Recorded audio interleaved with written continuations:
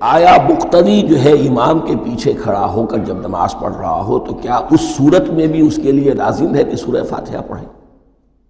اس میں دو رائے ہو گئی، بلکہ تین۔ ایک رائے انتہائی ہے اور وہ فقہ حنفی کی طرف منسوب ہے کہ اگر آپ امام کے پیچھے مقتدی کی حیثیت سے نماز پڑھ رہے ہیں تو کسی بھی رکعت میں آپ سورہ فاتحہ نہیں پڑھیں گے۔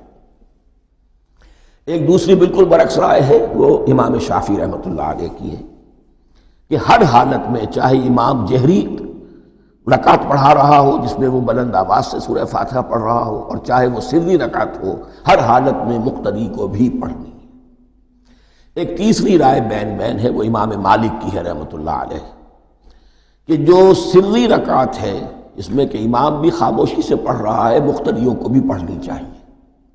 جو جہری رکعت ہے جس میں کہ امام بلند آواز سے پڑھ رہا ہے، اس میں مقتدیوں کو خاموش رہ کر پوری توجہ جو ہے سننے پر صرف کر دینی چاہیے۔ اذا قرئ القرآن فاستمعوا له وانصتوا، جب قرآن پڑھا جا رہا ہو تو پوری توجہ اس کے پڑھنے پر مرکوز کر دو اور خود خاموش رہو۔ میرے اپنی رائے میں یہ تیسری رائے سب سے زیادہ صائب ہے اور اس میں کسی طرح کی بھی کوئی پیچیدگی پیدا نہیں ہوتی۔